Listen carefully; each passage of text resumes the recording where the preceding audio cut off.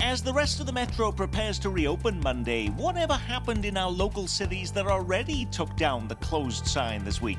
Well, businesses started off a little bit slow this morning, but we were kind of anticipating that.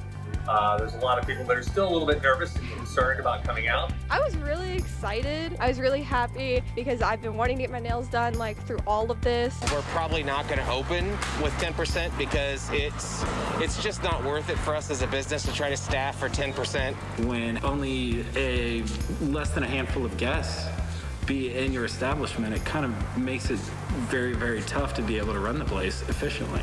Tracking that story and the rest of the week's news. The bottom line is you got to go back to work. He was a good officer. Straight ahead on Week in Review. Week in Review is made possible through the generous support of Dave and Jamie Cummings, Bob and Marlise Gorley, Smithfield Foods, Haas and Wilkerson Insurance, the Courtney S. Turner Charitable Trust, John H. Mize and Bank of America N.A. co-trustees, and by viewers like you. Thank you. Welcome, I'm Nick Haynes. I'm glad to have you with us again. At the end of this week together, we're connecting the dots on the most impactful stories of our week with KMBC9 Chief Political Reporter Michael Mahoney, from KCUR News, Steve Kraske, 41 Action News investigative reporter Kat Reed, and tracking the news from behind a microphone at KCMO Talk Radio, Pete Mundo. Now, many of us may be excited about the idea that things will open up again next week. Some of us might be absolutely scared to death. But what happened in the dozens of cities around our metro, from Liberty to Gladstone, that already opened up? I didn't see evidence of police shutting down businesses en masse for not following the proper guidelines. Did step one of our return to normal go as planned, Kat Reed?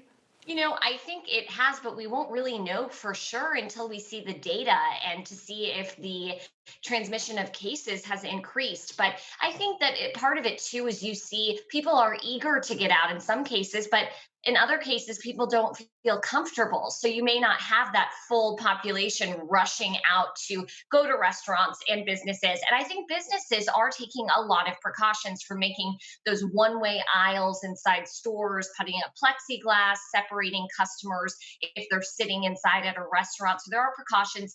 The data will really tell the story, and we'll just have to wait and see if we have more cases. You know, Steve, even in Kansas City, Missouri, where they had their soft opening on Wednesday of this week, some business owners said beforehand, you know, if we can only have 10% of our restaurants filled, if we have 50 tables, only can have 5 open, it's not worth it. We're not going to make any money. Did any of them open up?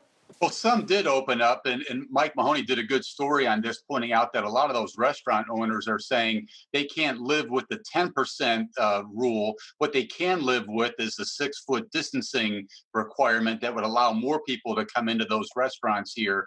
You know, the one thing that really strikes me about this moment, Nick, is there are so many rules in so many cities in our 2 states.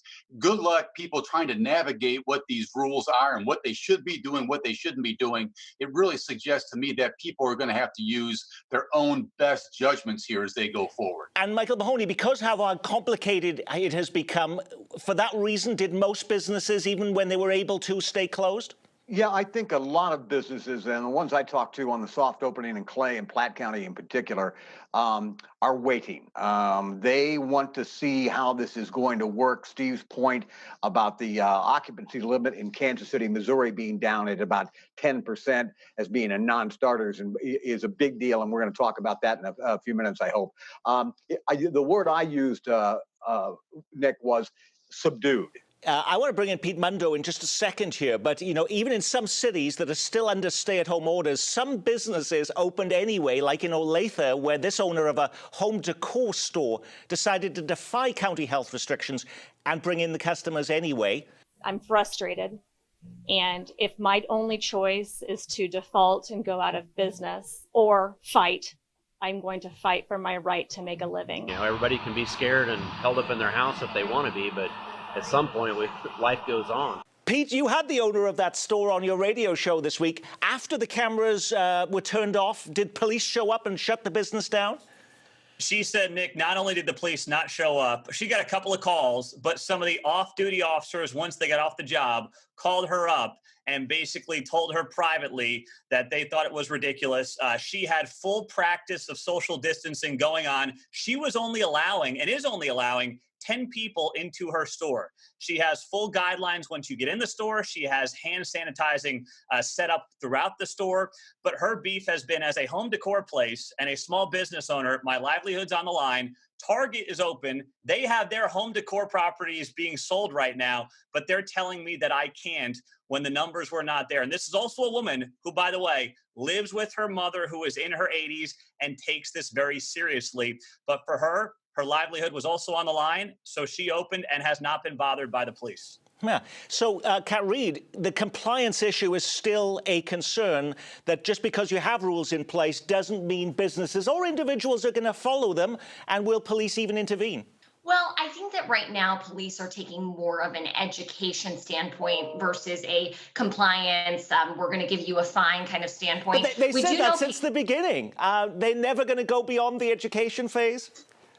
I think right now, no. I think it's difficult because people know that a lot of these businesses are already hurting from a lack of business, from being closed. So I think taking the step to institute a fine is tricky, but we're not going to see a stop to the calls. People are more than willing to call in and complain about people not following the rules. It's going to be the health departments, and it's going to be the cities and the workers, not the cops, that are going to be telling people, hey, comply with the rules.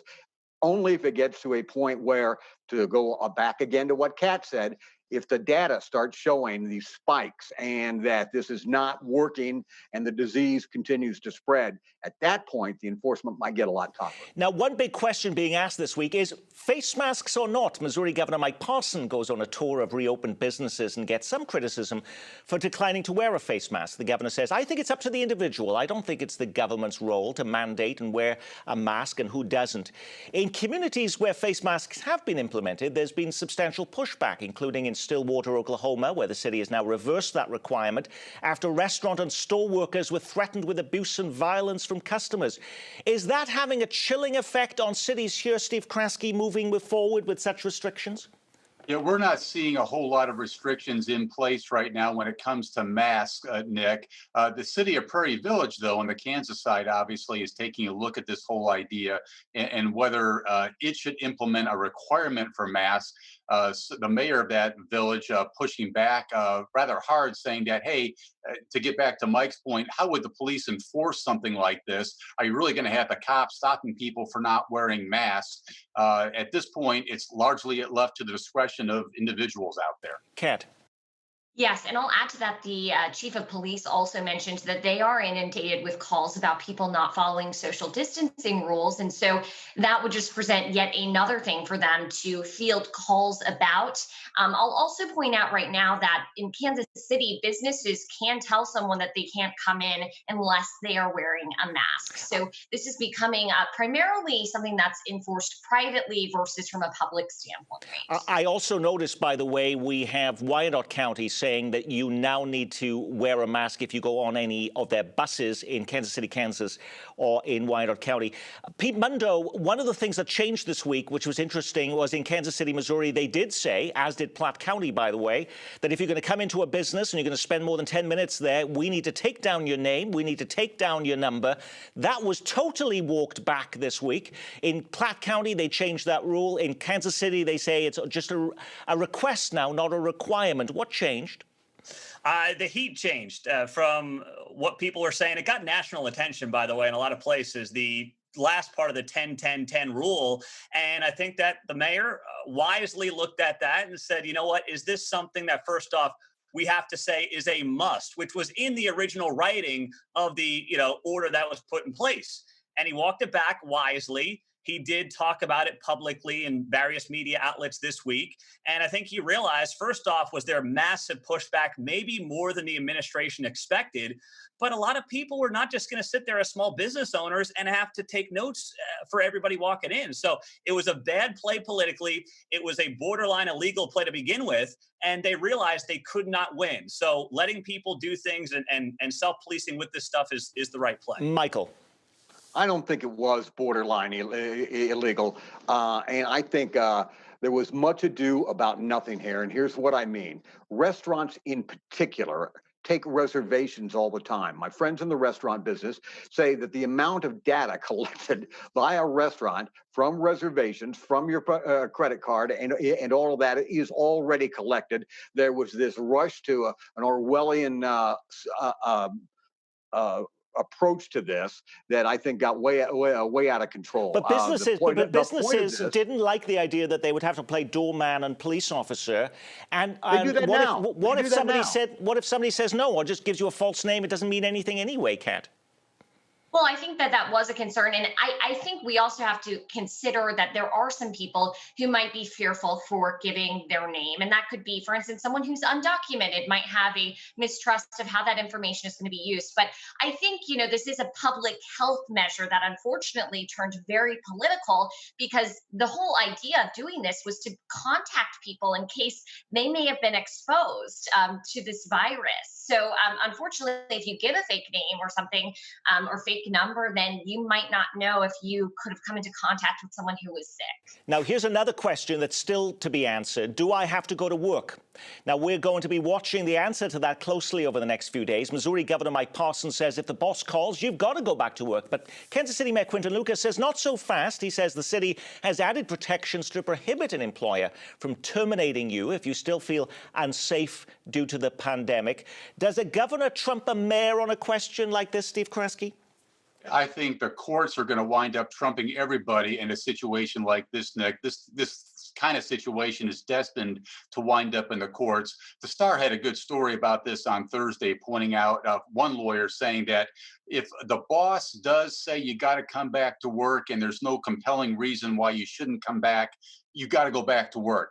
Mayor Lucas's regulation notwithstanding. So it looks like people have to go back to work. But the key here is for employees and employers to communicate with each other and work this whole thing out during this very extraordinary time. No, I can't fail to ask, whatever happened, by the way, to that cash spat where we were told Jackson County was refusing to share the more than $100 million it got in federal coronavirus aid with Kansas City, that apparently, because its population is less than 500,000 people, Kansas City got absolutely nothing.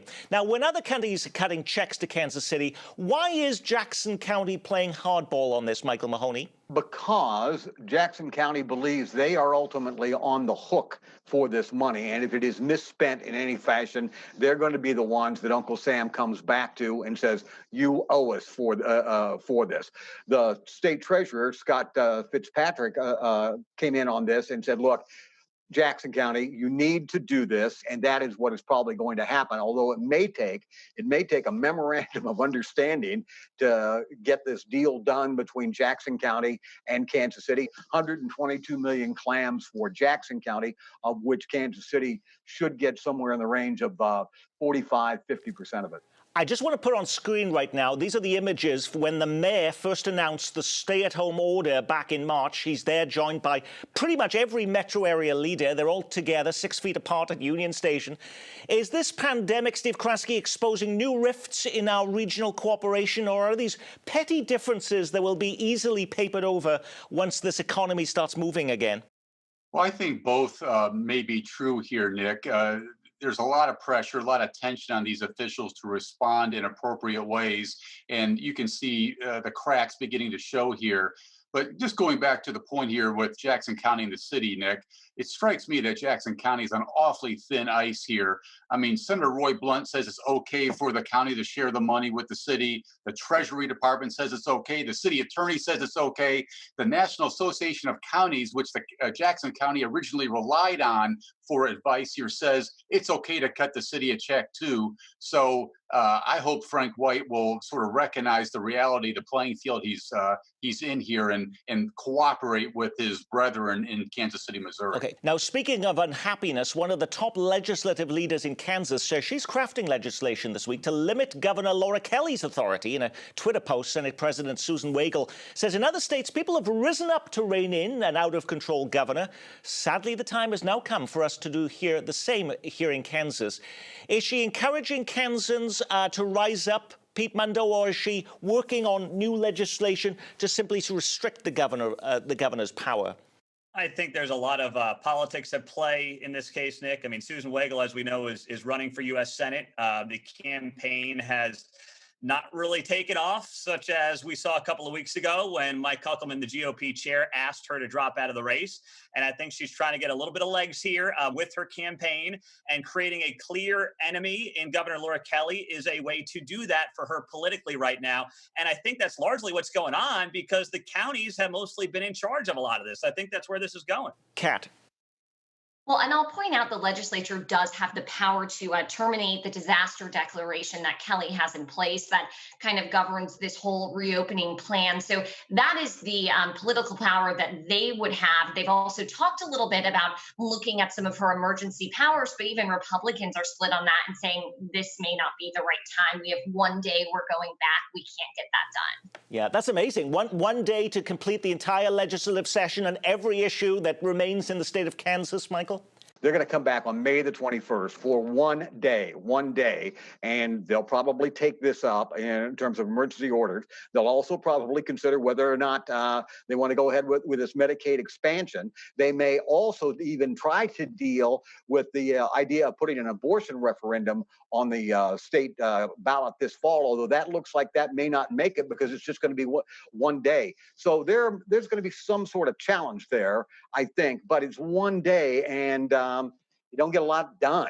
Well, another question looking for answers this week: just because you can, will you? Starting now, Missouri Governor Mike Parson says big events like concerts can now resume in the Show Me State, while local restrictions currently stop crowds gathering in Kansas City and St. Louis. If you could go to a concert, would you? If you're a band, would you play? Now, I mentioned going to a concert, but would you go to a Chiefs game? Single game tickets went on sale today for the upcoming season, including preseason games starting in August. Is that risky to buy a ticket when there may not be a game, or a game with no fans, Pete Mundo? They'll refund if there's no games, right? I mean, on top of that, if you're into the betting part of this, KU basketball tickets are at a 50% discount from last year. If you believe, and I'm not saying you should, but if you're a betting man or woman and you're like, hey, I'm going to take a chance on this, that things are back to relative normalcy by the winter, buy up those KU tickets. They could have won the national title, and then you'll sell them on StubHub and make up some of those lost wages you suffered in the second quarter. Kat.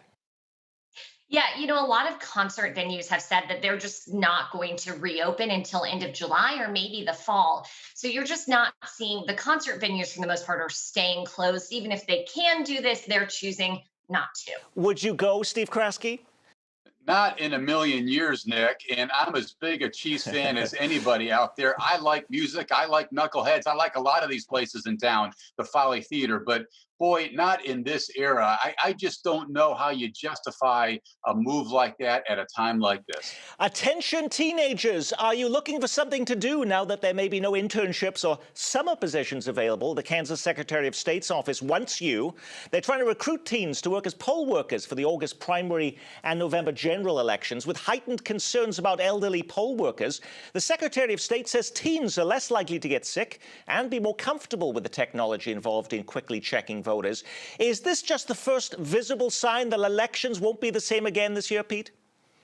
It's possible. I mean, I don't know, Nick. I don't like this idea of talking about what the world's going to look like in November when we don't know what it's going to look like next month. That's true. I think, and regardless of what you think about mail-in voting, generally speaking, there's no evidence to point to that says it helps one party over the other. There's nothing out there to point to that. But with that being said, I think some of the people that are pushing for it or pushing against it, it is political for a lot of them, and it shouldn't be, because we have no idea, Nick, no idea what things are going to look like in this country, in this world in November. So I don't like to even speculate about it. Well, this past weekend, Michael Mahoney, was the Kansas presidential primary. And yes, Kansans were among the least, or the last Americans, should I say, to decide who they want to take on President Trump. And by the way, they picked Joe Biden. There was no in-person voting. Kansas Democrats scrapped those plans as the pandemic hit. The party used only mail-in ballots for that election. So how did that work out? And is that a precursor for what elections might look like in August and November? Who knows? Kansas has a pretty good history and a decent track record with advanced voting and, to some degree, mail-in absentee. Missouri is completely different, and it might be a problem. To Pete's point about, we don't know what we're going to face tomorrow, much less in a few months. If this is going to be a sustaining situation, and I believe it is, Missouri is going to have to step up and address this because they are not prepared to handle a lot of absentee or mail-in ballots. And as far as the Kansas primary, it was relatively successful, but they did have some problems. Not all the ballots got counted because they didn't get returned in by the time they released the results. Now, as Pete mentioned, we don't know how things are going to be. They can't be thinking of the fall. We don't even know things that are going to be a month from now. But we actually have an election just around the corner. The local election that would have had a fire tax in Kansas City, Missouri, which was scheduled for April, is actually taking place just a few weeks from now, or should be on June 2nd. Is there now concern about postponing that election too, Steve Kraske? I'm not hearing that concern at this point, Nick, but to Mike's point about Missouri sort of trying to think about no-fault absentee voting, forget it. Republicans in Missouri are not going to go along with that kind of change. They think that brings more voters into the picture, more Democrats. They control everything down in Jeff City. They don't want to risk that right now. Did you want to weigh in on this, Kat? Well, yeah, just hopping back to KCMO, I would be really, really concerned about turnout. I have not heard that election is being postponed or moved, but I would be concerned about turnout and also maybe the appetite for folks regarding a sales tax at this time. But I'll tell you, the sales tax crowd will get out there. The sales tax crowd will get out there. It was going to be a low voter turnout before the coronavirus. It will be very low now, and that gives the sales tax a great chance to get through. And I think actually because of the pandemic and money's going to the fire department and EMTs, who wants to be voting against these frontline workers who are helping us during this critical time? Michael, you don't believe in that? All I'm saying here, Nick, is that people in Kansas City voters pretty much had it with sales tax increases. Okay. And right. We'll see. In one of the biggest non-virus related stories this week, the Overland Park Police Department struggling to find ways this week to honor a slain officer killed after a shootout with a hit-and-run suspect. 37-year-old Mike Mosher is the first officer to be killed in Overland Park in more than 30 years. When you can't gather in groups, Kat Reed, how does a community mark a tragedy? Well, I think there are several ways. We do know that the funeral plans were just announced this morning. And one part of that funeral, that celebration of his life, is a Salute to Blue vigil happening on Sunday, where people can go outside, safely distance, line a procession route. There will be a procession after the funeral as well. And then I'd also like to point out, people, I think, are doing it in virtual ways. They're honoring him by donating to memorial funds in his name, by just sending messages. Even things like tying blue ribbons around trees, which seems like a small step, but that's something people are doing in neighborhoods just to show their support. Now, when you put a show like this together every week, you can't get to every big story making the headlines. What was the big story we missed? Local health officials warning of a new pandemic threat, people dying because they're not calling 911. Johnson County MedAct reports a sharp drop in ambulance calls as the public gets wary of going to a hospital. First it was toilet paper and hand sanitizer, now local grocers on both sides of state line limiting how much meat you can buy. Most COVID deaths in the metro have been in nursing homes. Now Missouri lawmakers pushing a bill to shield them from lawsuits. Will any pools be open? More area cities shutting down pools for the entire season. Finding new ways to connect at City Hall as Zoom hackers bomb a Kansas City Council meeting with expletives and racial slurs. And celebrating Teacher Appreciation Week. They may not be on the front lines of COVID care, but shout-outs this week for a profession that has been disrupted more than almost any other during this remarkable health emergency. Did you pick one of those stories or something completely different, Michael Mahoney? It looks like the restaurants in Kansas City, Missouri are not going to have to abide, as I understand it, by this 10-10-10 ruling, that there may be some social distancing rather than a percentage. But that's a deal that I think is in the work, and that's my hunch, is that they're going to dump the 10-10-10 or the 10% occupancy requirement and go to social distancing in Kansas City, Missouri restaurants. Pete Mundo. Nick, for me, it's a lack of consistent transparency across our metro for the coronavirus statistics. I think kudos to Johnson County. They do a great job sharing hospitalization capacity, trends, percent positive rates, which we all need to know. Then you have KCMO that gives you cases, ages, but you can't get the 16 people that have died. You don't know how old they are on the KCMO Health Department website. It is wildly inconsistent, and it's the information that people need instead of just seeing raw cumulative numbers. Kat Reed. I'm going to go with the families on this one, who I think are very devastated about the pools not reopening. I think it's something people expected, and people probably would not have felt comfortable going, but still the idea that for the entire summer, in many cases, that option is just not available is going to be tough, especially for parents who have been cooped up with their kids, playing the role of teacher and parent. I think that outlet to blow off steam disappearing is kind of just a hard pill to swallow. It is interesting, and actually you can't even go to stores right now and purchase pools for your backyard, the little portable ones. Now they've become like toilet paper, hand sanitizer, and meat. They're hard to come by. Steve Kraske.